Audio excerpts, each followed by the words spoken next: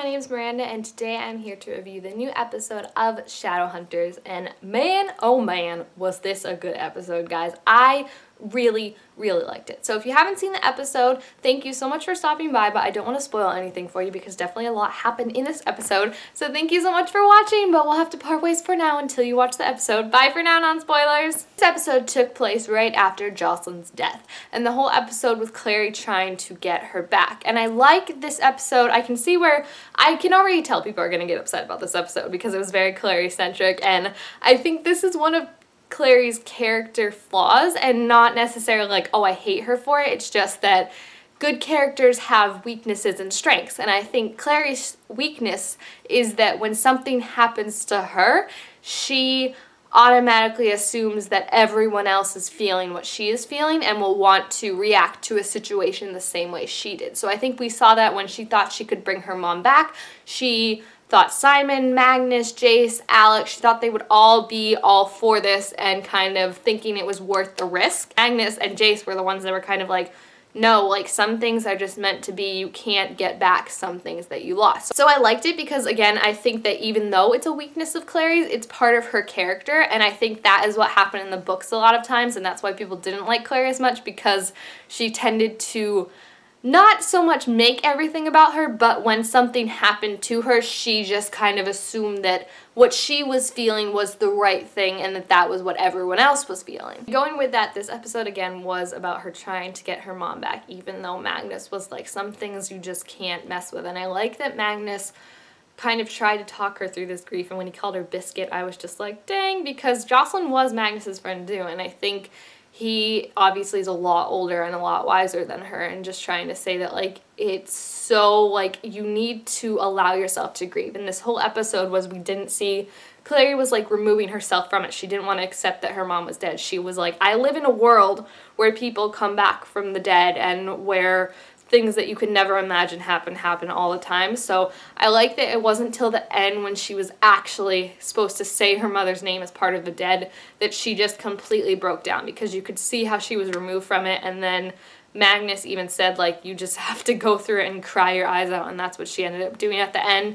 And it was just really, I think it was really great because it felt really real. I'll be honest, like, I was getting emotional. I was bawling at the end when Clary started crying, because this whole episode, you could see she just didn't want to admit that her mom was gone.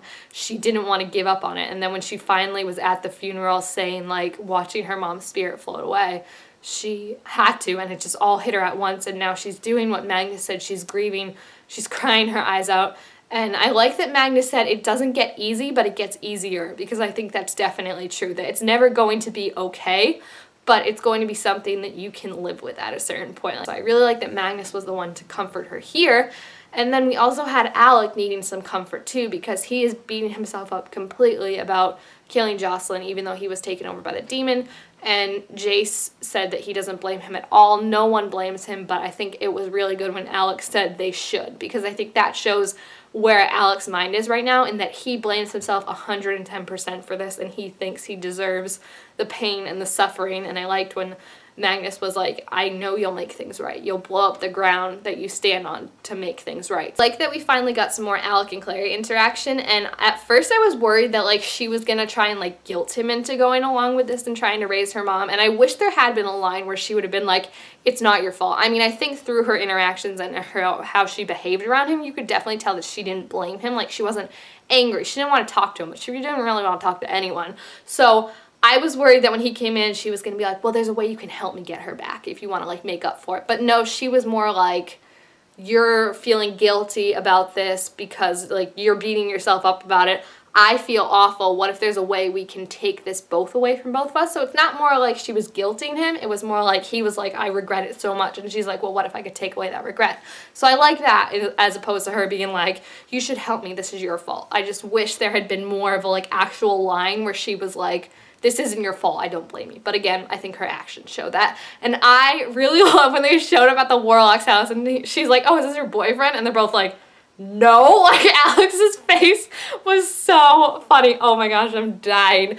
And I really just loved Alec and Clary's interactions in this. Like, they are my favorite bro TP. They're one of my favorite relationships on the show. So anytime they get scenes together and anytime they get cool ones like this where he was really fighting for her and worried about her, I thought was awesome. And I loved his little interaction with the girl, Maze, I think, Maz, I don't remember exactly what her name was, but when he was like, oh, you have cool gills, like, that was just so cute. And I think it was a really cute little foreshadow of when he gets to adopt his kids with Magnus, and it was really cute to see him interact. And I really just liked how hard he was fighting for Clary, in that he was like, I mean that place was shady as shit, let's be honest. Like, as soon as I knew it was, as soon as I saw the girl in the window, I was like, nothing good ever comes with like a little girl's face peering out of a window like that, even though the girl was cute. And then when the lady was like, okay, Clary, drink your tea, good girl, I was like, oh fuck, this lady is not good, because you should not be calling a human being a good girl. The only people that can call it a good girl are a dog after he manages to roll over for the first time. Nothing, never, ever. If someone calls you a good girl and they are a human being, you run away from that situation, okay? You run. Let's just get that clear that no. So I liked it because I think, again, it's showing that Clary's inexperienced in this world, and Alec was the one that was more like, you got any paperwork? Like, let's see your warlock mark and stuff like that, and didn't feel super comfortable with it.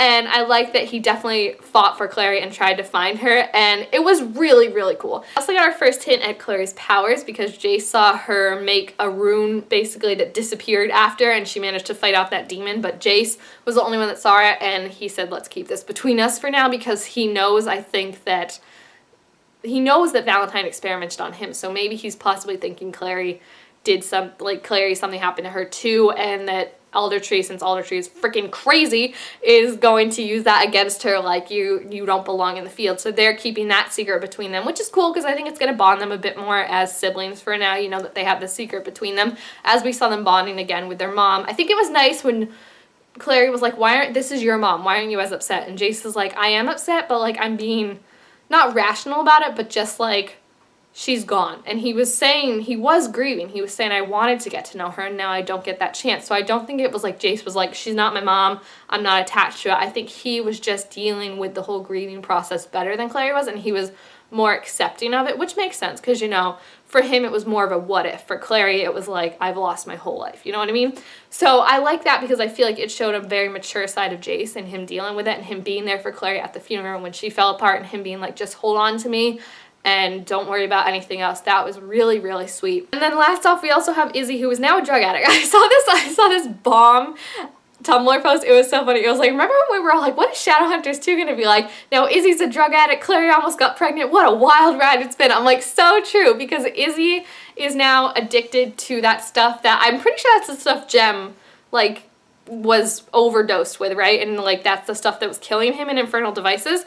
Aldertree gave it to her though, so like, I think we can officially say that Aldertree is Sebastian in disguise. And I realized when they were doing like the recap for the episode in the beginning, that's when it struck me that on the last episode when Jace and Aldertree were there with Valentine, Valentine never said grab Jace, kill Aldertree. Valentine said grab my son, kill the other one. So maybe he meant the other son, and the people who are actually going to grab Aldertree and kill Jace, because Jace kind of made it clear that he wasn't going to be on Valentine's side.